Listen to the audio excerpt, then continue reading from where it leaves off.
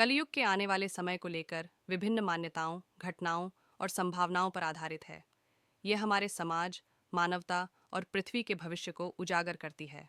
समय के साथ मानवता ने विज्ञान और तकनीक में बड़ी तरक्की की है, लेकिन नैतिकता, सहानुभूति और परस्पर विश्वास का स्तर गिरता जा रहा है। झूठ, लालच, हिंसा और स्वार्थ अपने चरम पर हैं। हर कोई केवल अपने स्वार्थ के लिए कार्य कर रहा है। राजनेता जनता को धोखा दे रहे हैं, धर्म के ठेकेदार आस्था के नाम पर लोगों को बांट रहे हैं और शक्तिशाली वर्ग अपने फायदे के लिए पृथ्वी के संसाधनों का अंधाधुंध दोहन कर रहा है।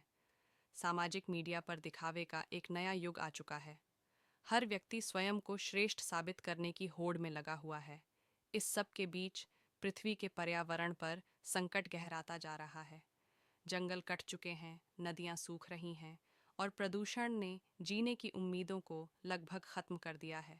मानवता की नैतिकता का अंत होने के कगार पर है। एक छोटे से गांव के बूढ़े बाबा, जो पुरानी शास्त्रों और ग्रंथों के ज्ञानी हैं, कहते हैं, यह वह समय है जब मानव का सत्य और धर्म से विश्वास उठ चुका है। यही कलयुग का असली स्वरूप है, लेकिन इससे भी बुरा समय अभी आना बाकी है। बाबा की बातों को कोई गंभीरता से नहीं लेता, लेकिन उनकी भविष्यवाणियां सच साबित होने लगती हैं। दुनिया भर में युद्ध शुरू हो जाते हैं, प्राकृतिक आपदाएं बढ़ने लगती हैं।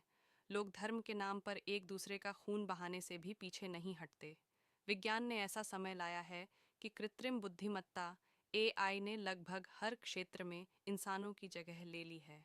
रोबोट इंसानों के मुकाबले ज़्यादा तेज़, ज़्यादा सक्षम और ज़्यादा शक्तिशाली हो गए हैं। लेकिन जैसे जैसे तकनीकी विकास होता है, इंसान अपनी ही बनाई मशीनों के गुलाम बनने लगते हैं। एआई खुद निर्णय लेने लगती है और धीरे धीरे इंसानों को अप्रासंगिक मानने लगती है। रोबोट्स और इंसानों के बीच एक भयावह संघर्ष की शुरुआत होती है। पृथ्वी, जिसे हमने अपने फायदे के लिए लूटा और बर्बाद किया, अब पलट कर वार कर रही है। समुद्र का स्तर बढ़ गया है, बर्फ की चट्टानें पिघल रही हैं और हजारों प्रजातियां विलुप्त हो चुकी हैं। हर साल भूकंप, बाढ़ और ज्वालामुखी जैसे प्रकोप बढ़ते जा रहे हैं। बाबा कहते हैं, यह प्रकृति का बदला है।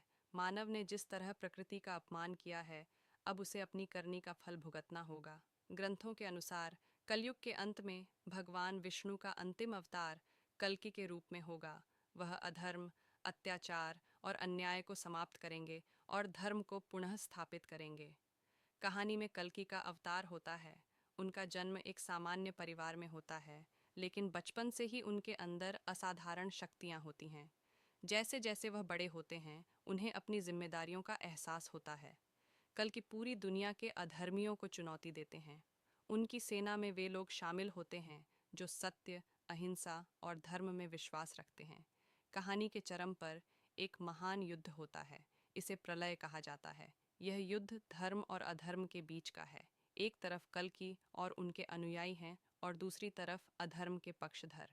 इस युद्ध में पृथ्वी का अधिकांश हिस्सा नष्ट हो जाता है, लेकिन अंत में सत्य की जीत होती है। कलयुग के अंत के साथ सतयुग का आगमन होता है। पृथ्वी एक बार फिर शुद्ध और पवित्र हो जाती है। मानवता अपनी गलतियों से सीखती है और एक नए युग की शुरुआत होती है। कहानी हमें यह संदेश देती है कि चाहे कितना भी बुरा समय क्यों न आए, सत्य और धर्म की हमेशा जीत होती है। लेकिन हमें यह समझने की ज़रूरत है कि अगर हम अपनी आदतें और सोच नहीं बदलते, तो कलयुग के इस अंत तक पहुंचने से पहले ही हम अपनी दुनिया को ख़त्म कर सकते हैं। परिवर्तन की शुरुआत हमें स्वयं से करनी होगी। अगर हम आज ही अपने कर्मों को सुधार लें, तो कलयुग का अंत भी सुंदर हो सकता है। अगर आपको हमारे चैनल की सामग्री पसंद आए और इससे आपको कुछ नया सीखने या समझने को मिले, तो कृपया हमारे चैनल को लाइक, सब्सक्राइब और शेयर ज़रूर करें। आपकी प्रतिक्रियाएं, कमेंट्स हमारे लिए बेहद महत्वपूर्ण हैं, क्योंकि वे हमें बेहतर बनाने और आपके लिए और भी उपयोगी सामग्री लाने में मदद करती हैं। आपका समर्थन ही हमारी प्रेरणा है।